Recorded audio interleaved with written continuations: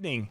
We are just getting fired up here. We are on, we are live, and we're going to start tonight's show by talking about how to use social media when it comes to your DJ business. Then in our second half hour, I went through and I was going to pick out my top 10 picks from them. I kind of went over that. I think I was like 15, 16 or when you so. said 10 and I got the list, I'm like, that's a lot more than 10. That's more than 10. This guy can't count.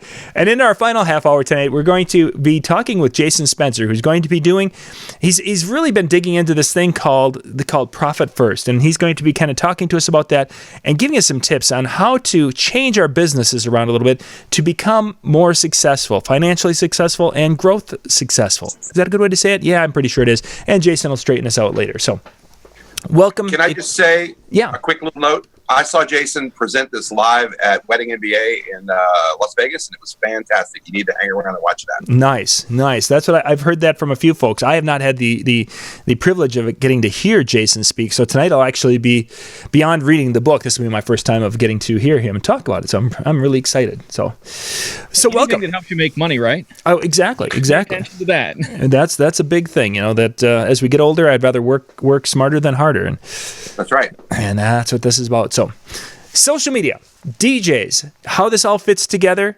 Let's dive into that a little bit. First off, whenever I've done my presentation on social media, one thing I like to do is kind of just go through and talk about just the main social media platforms, and to give kind of an update of where they are and who's giving an idea, a profile of each one, and who's using it and what have you.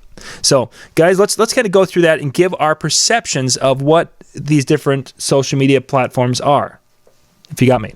So, as an example, we were just talking about LinkedIn before we went on the air. LinkedIn is supposed to be the business Facebook, the business communication platform. What are your thoughts? Business to business. Yes, business to business. What are your thoughts on it? Where do you think it is, and who's using it, and is it successful? Who's going? You can go first. Go ahead, Mike. Oh, I set up a LinkedIn account way back when, and thought that it was going to be the thing when I started getting a lot of requests from fellow vendors and other people that I worked with. And I went through the trouble, set it all up, and then apparently somewhere along the way, I violated some little policy. I don't know if it was because I put a link to my website or exactly what, because the slap on the hand message was very vague, and they deleted my account. They didn't just say, "Hey, fix this." They actually deleted it. So it's like, wow, really? Okay, after I spent all that time. So I flushed LinkedIn and didn't ever go back. In the meantime, in the past 6 months, I've had more requests to join people on LinkedIn than ever before. So apparently it's making a resurgence, and I should go back and reevaluate my position with it. Okay, we'll get back to that the reevaluating. MJ, your thoughts on LinkedIn? I just want to say, Mike, you got kicked off of LinkedIn. You are a bad mother. I don't know what I did. The message was very vague. I think it was a link, but I'm not sure. Wow, he probably talked smack on him, and they're like, hey, "Get out here, man! Get out here!" I do also get a lot of people. I guess I don't use LinkedIn ever. I mean, I made it. It's all part of the thing I think about being DJs that you aren't running your own business. You need to market anywhere and everywhere, even if it's for a little bit. So that was one of those things. I put a thing on there just so it's there, and I'm always getting people.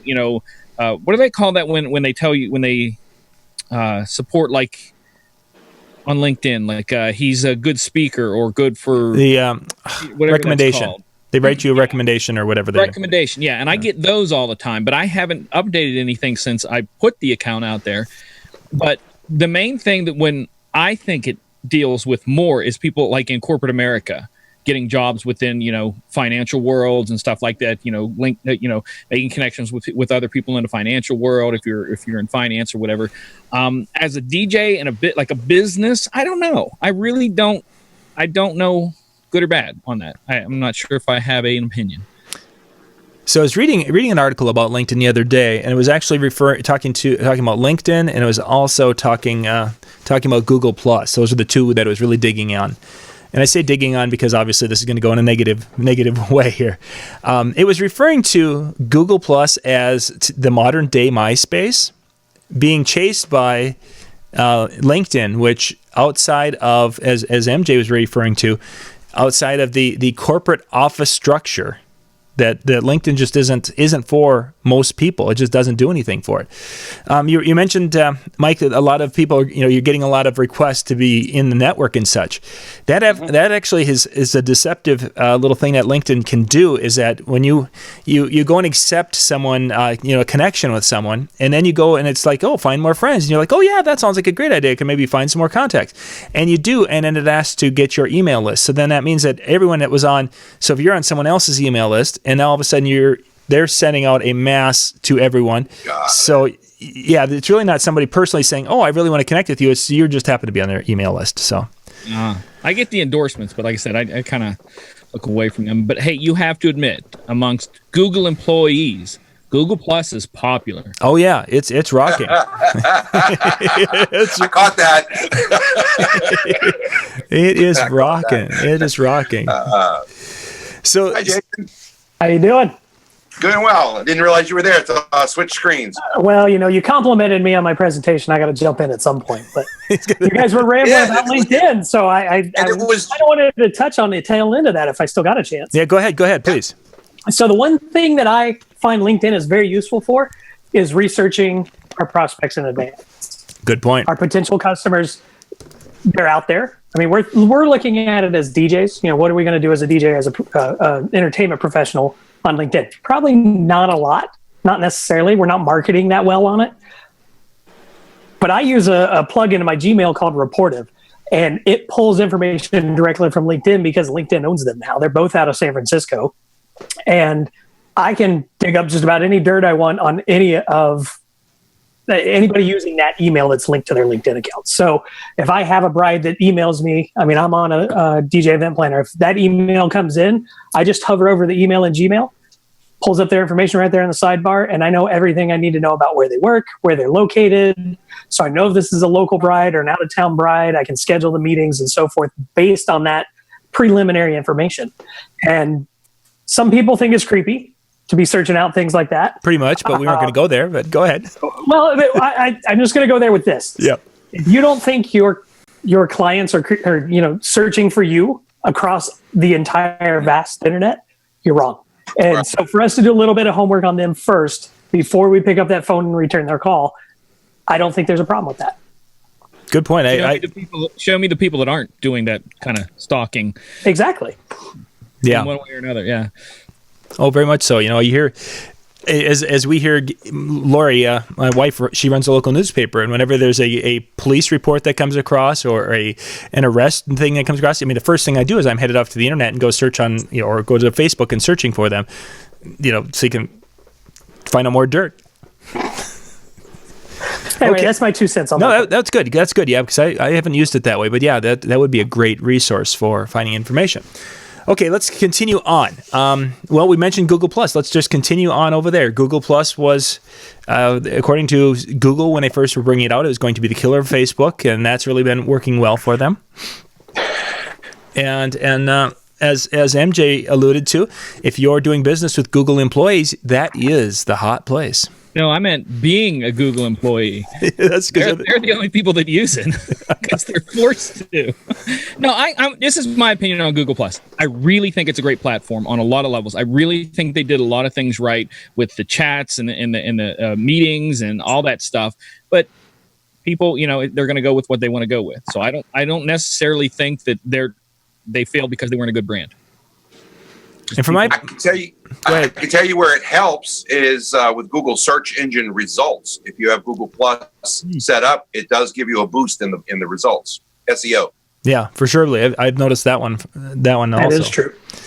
I think part of the problem that Google had with that is exactly what you started with, John, and that was they wanted it to be the Facebook killer. They didn't set out to be different. They set out to be better, and that's where some people get a little confused. Different is different, but different and better. They're two different things, really, and not everybody fully understands that. And they should have found the better tool that was different, not just saying, here's Facebook and we put this extra layer on top of it. I mean, they don't need a cake topper. They need something that really is different. And I think they're getting there.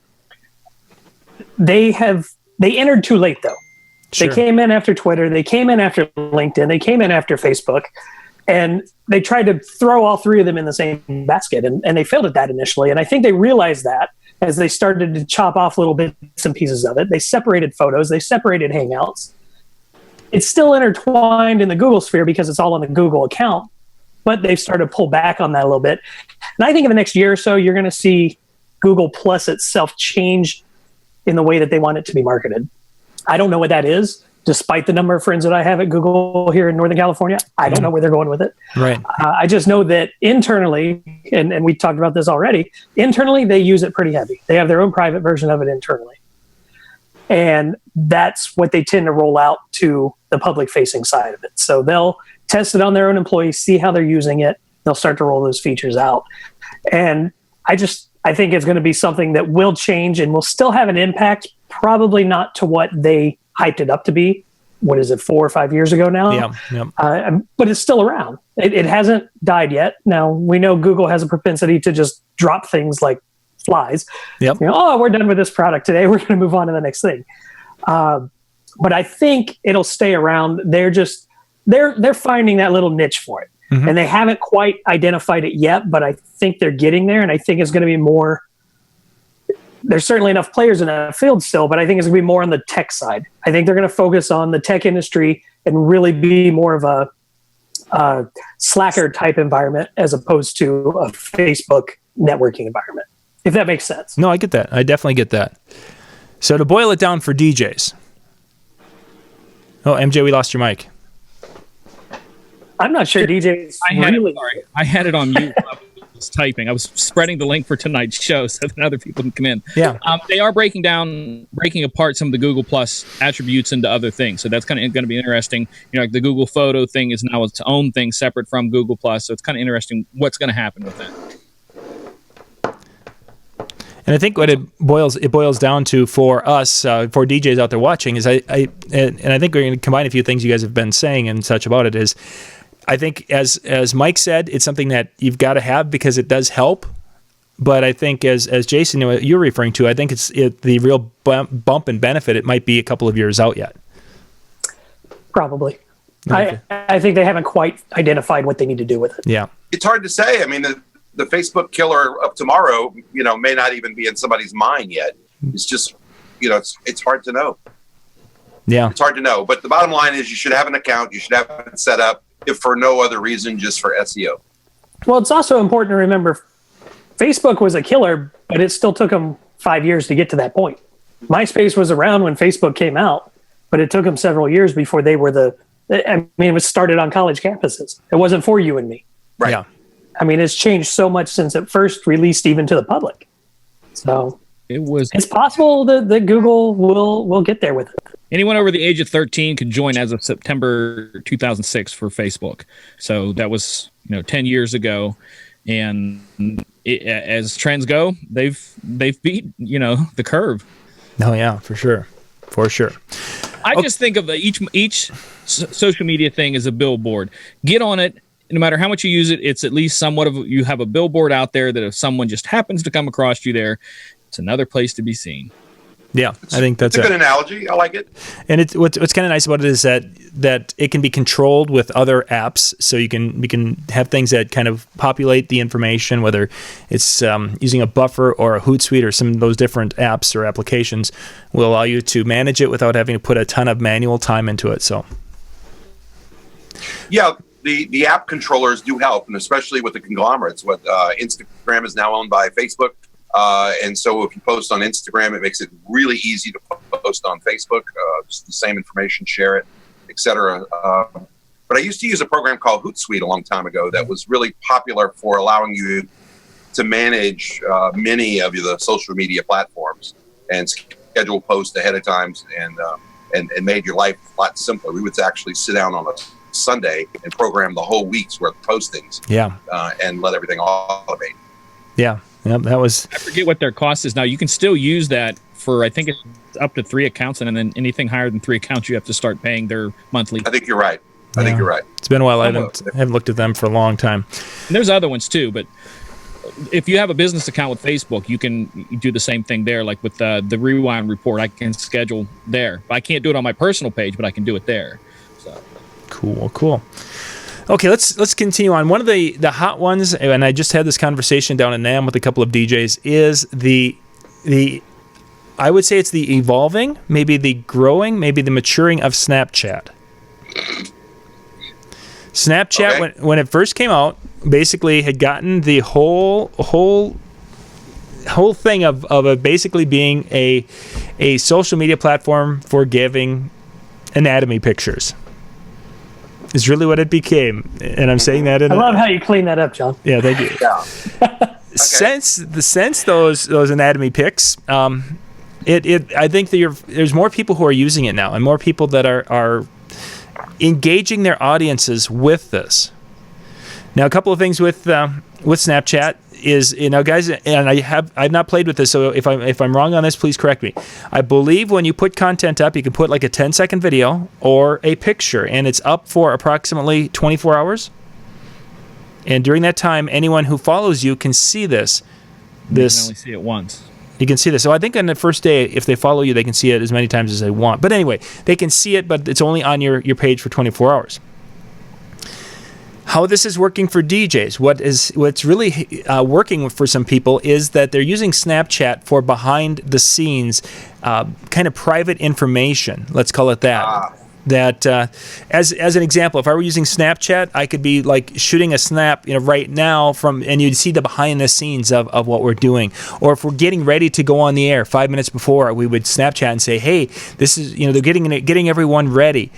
It seems as I've talked to some people who are using it very successfully, and this is including people who are YouTube creators. We had a good conversation with some 2 weeks ago, is that they're using Snapchat for that purpose, basically to drive and try to move people to engaging them in a different social media, but it's the attention getter, we'll call it. They're ringing the doorbell there to say, hey, we're going to do something cool. And then that cool thing is happening somewhere else, whether it's happening via Twitter with Periscope, if it's a live Facebook video stream, or if it's something that they're doing with YouTube and live streaming there. I can tell you that my research for Snapchat is the audience is from 12 to about 26. College age and younger, and so depending on who your demographic is, that could very well work for you. And I've never heard of or thought of using it the way you just described, which is definitely interesting. I know people DJs to use it in their business in everything from Snapchatting as they pick a song to play it and then comment about the song, like this version's the version you need to get, blah, blah, blah, or so-and-so does this talk and smack, or some girl comes up. I was at a club one time DJing, and I'm just kind of bobbing my head, and the girl's like, I want to get a Snapchat of us. Me bobbing my head. So that's an advertisement for me that just went out from her. Right. So it's a lot of, just... grab an instant. It's like a 10-second motion picture that you get to snap a second of chatting. Exactly. And it is really silly because there's one girl DJ that I know, and I watch her every once in a while, and she'd be driving in the car and a song comes on, she just Snapchat, oh, I love this version of the song. And that's it. That's her Snapchat. And she has hundreds and hundreds of followers. Jason, what are you hearing about Snapchat out in your neck of the woods? Well, of course, we talked about the age demographic. That's probably the biggest thing. So I've always been in the wedding realm, and my 12-year-olds are not getting married tomorrow. So I've not really jumped on Snapchat yet. Certainly, we brought up Wedding MBA as a topic a little earlier when we first came on. It's talked about there. Sonny and those guys talk about it. I think I've even heard Andy Ebon or one of those guys have talked about it as well. I've never gotten on it. It's actually one of the few social media networks that I don't have an account on. I don't know how that's possible because I have multiple accounts on everything. But Snapchat's one I've never really jumped on. But in the topic that we're talking about tonight and how DJs can use it, I never really thought about it this way, but that is a demographic that could be using it for school dance marketing. And college kids, college age, college right. kids, exactly, yeah. So I could totally see that being something that is going to push you to another realm outside of where most DJs are going. Because even on all the other things we've talked about, LinkedIn, Google, if it's not Facebook, I would probably, I'm going to pull a statistic out of the air because all statistics are made up anyway, right? I would probably say 60 to 70% of the people we're up against, our competitors, our colleagues, are not on these other networks. So if you're on it, you're already one step ahead of the game. Just don't screw it up. Right. So I do a little bit of research on Snapchat. It's probably worth it, particularly if you are targeting that lower age demographic. For weddings, I don't know if it's really the big one. For me, I've noticed that's shifting into Periscope, which you mentioned, but I think we're going to get there in a few minutes, so I'm not going to go there. We're going to try to hit Twitter and I have two things I want to say about Snapchat real quick. One, as a person who creates media and editing and trying to frame, our videos and things and intros and outros, I hate the fact that it's not going to be there very long. That's one of the things I hate about it. And then this will make you laugh. Just Saturday night, my friend Rob put on Facebook, he goes, "My mom downloaded Snapchat. The end is near. Get right with Jesus. The end is near." Yikes. That's funny. One last thought. Jeremy Landy, which Jeremy does a lot of work with us for shooting videos on the field and such. He has been using Snapchat at his dances, for requests, what have you. So he's got quite a few teens from the different schools. Mm-hmm. Interesting is that he had these kids from these schools who are in charge of their proms and such, contacting him to book events via Snapchat. Yep. And like I said, if that demographic is 13 to 26, and you're shooting for school dances, elementary, high school, Sweet 16, graduation parties, and weddings, because people are getting married, when they graduate. So if you're catching them while they're in that process, it covers a lot of territory. Yeah, it very much does. And he was a good example of how that's obviously how those kids are comfortable engaging. So, okay, let's keep going, guys. We only have a few minutes yet, and I want to get to that so we can be switching around 8:30ish or so. Let's hit Twitter, and then we'll finish up with Facebook. So Twitter, age demographic is what to what, guys? What do you think? I'm going to get you quick statistics here. I wrote an article a couple years ago about social media, and so these statistics are a couple of years old. It said the biggest difference is women are nearly 5 times more likely to have an active Pinterest account than any other site. The largest percentage of those ages are 18 to 49, the wedding years. City dwellers are significantly more likely than rural dwellers. I can't even speak. I have a speech impediment. Rural residents to be on Twitter. Okay, so the city dwellers are more significantly to be on Twitter than the rural residents. A high percentage of Instagram users are of both urban and suburban. With Facebook ethnicity data unresearchable, a company called Pew Research Center shows that Black and Hispanics are more likely than whites to be using Instagram and less likely to be using Tumblr. If that helps at all, I don't know. Well, it definitely, the Pinterest thing, I think we've heard this from many sources, that it is where the wedding bride aged person is. It's just, that's, I think, kind of, I don't know, maybe at Wedding MBA, Jason, you've heard more about this, but it's a tough area to do marketing, really, and to break into. Am I accurate with that? I think for DJs it might be tough on Pinterest, except we've expanded our realm to include lighting and in a very visual aspect, not just music, right? So it will be easier for us to pull in lighting designs, even gobo designs, things like this that we can actually put up and showcase as part of our own business. But also the whole idea behind Pinterest is we're pulling from other sources too. So we can have collections in there. I actually have one. It's a very small one because I don't keep up with it, but I have a small one for room design, lighting design. Some things I can do. Some things I personally can't do, but I know the people in my local market who can help me pull those off. Sure. So if it's an elaborate design that I may not have all the material for and all the parts and pieces to put it together, I know I can call up this person or that person to make it happen for my clients. So I become the one-stop shop. I just pick up the phone and call the people I need to make it happen. So I do think there is a little bit of charge behind Pinterest, or is that where we're at? Yeah. Yeah. My gosh, we got so many going on. I do believe there is a charge behind that for us to be there. I think we're being trampled on, though, by coordinators, florists, even photographers, because they're so much more of a visual media than we are as DJs.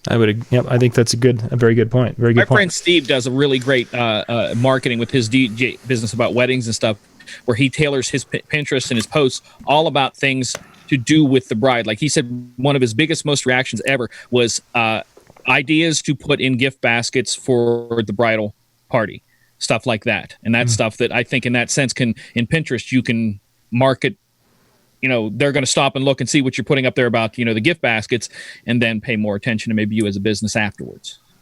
Absolutely. Keywords are really, really important in Pinterest as well. I suppose for the searchability. Yeah. Right. We have a small presence there. My wife keeps up with it. She tends to be better with it, being a woman, more in the vein of wedding world. But we also find, and Jason, I'll mention this because it might help you. We also find that a lot of our stuff gets repinned when we pin it from somebody else. Right. So it doesn't necessarily have to be all of your content. It just has to be cool and unique ideas that you think that you should want to share on your board. And this stuff just keeps getting repinned and repinned. But the point is that it draws activity to your account. Agreed. And I think one other thing you can do with that is it allows you to find your voice, not so much as a business, but also as a personal human being. So, for instance, when my mother passed away from cancer, that was 4 years ago, I started a board that was strictly around cancer. And that's how I got involved with Wish Upon a Wedding. And it just kind of snowballed from there. But it was a separate board because I was active in that community at the time, that the repins were going on there, but they were being repinned from my business page, my business presence of Spencer Weddings. So you're right. I mean, the repins are huge as far as the marketing aspect goes, because most of those repins would drive traffic back to my boards in general, and then people would start following me from there. You know what my biggest repin board is? What? Cakes that look like DJ equipment. I started pinning cakes that look like DJ equipment, and I can't tell you how often those get repinned. repin. Really? But it's, Good idea. Yeah. And I've taken a lot of cake pictures over the years that I've never posted, and you just gave me an idea about maybe I should take that local folder and upload it to Pinterest. There you go. Okay, guys, we're gonna have time enough to just talk about Twitter a little bit, and then we're gonna have to bounce on to the NAM. Twitter, we've already talked about Twitter a little bit with the Periscopes. Age, MJ, you didn't have an age of what Twitter users are. I'm looking through the article right now. If you had that in there. The article was ridiculously long, and I went through every kind of statistic about when's. And the short version of Periscope is I don't use it. I don't have an account. I don't know anything about it.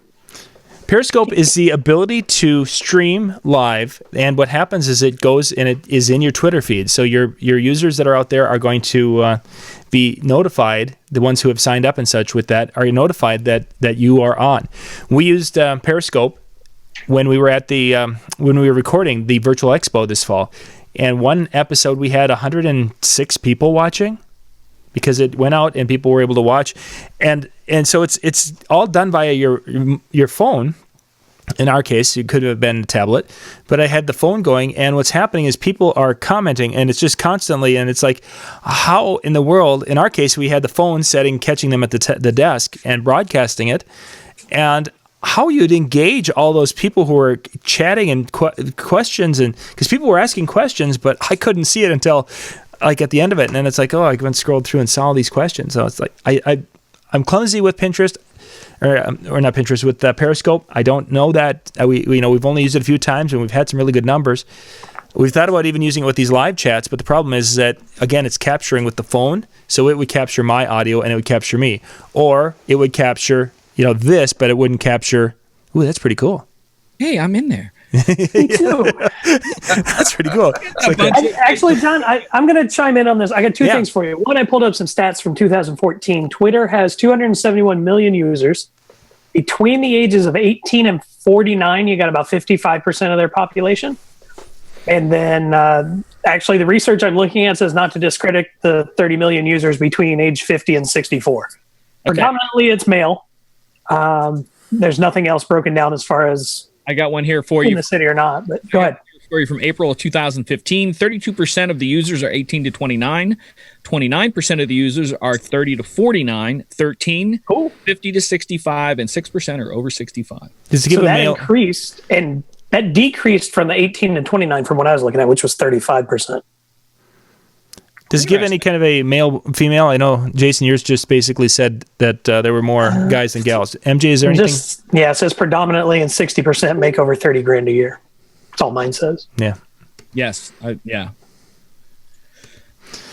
So from my experience, what we've used Twitter with and used it, I think, fairly successfully is when we're doing videos, because you guys know that we do a lot of gear videos, do a lot of gear review videos, what have you.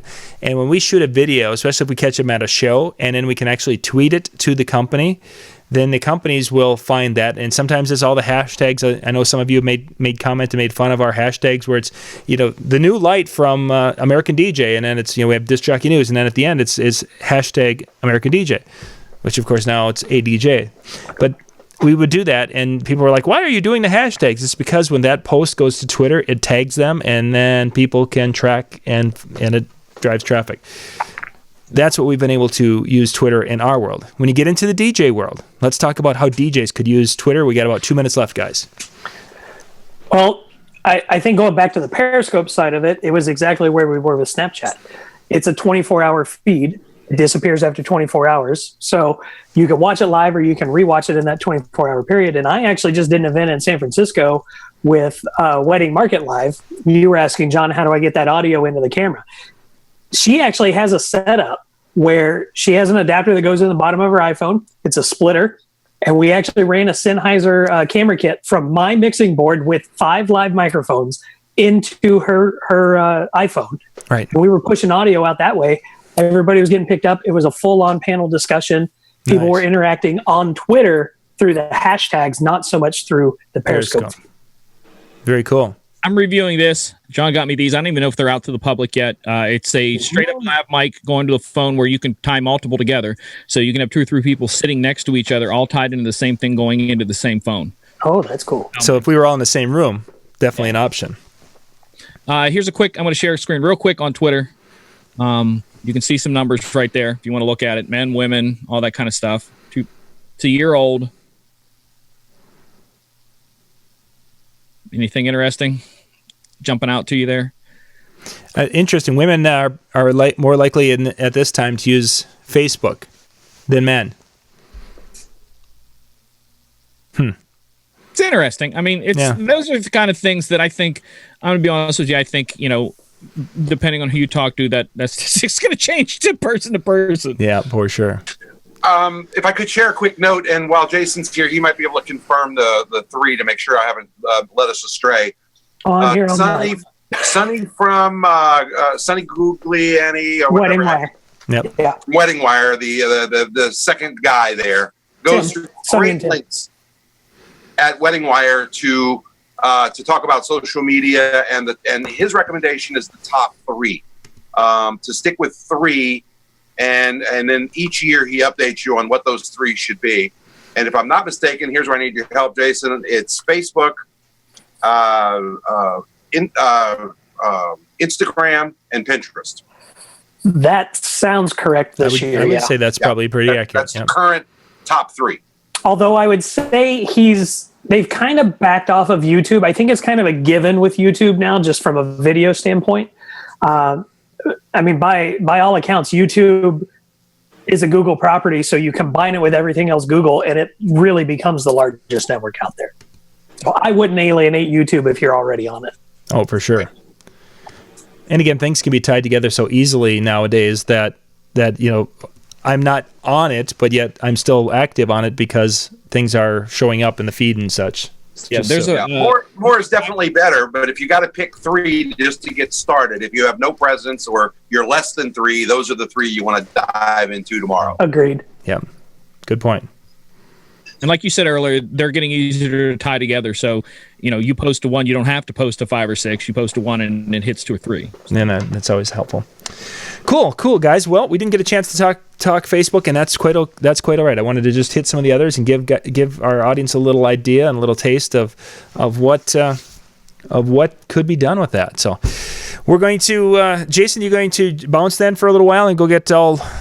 Yeah, I'm going to prepare a few things for our chatting about a half deal hour. here in a half hour. Yeah, absolutely. I want to talk profit first when I come back, though. So that sounds great. great. Listening in. I'll be here. Okay, that sounds good. We're going to switch, and we'll drop our high-end video clip here now.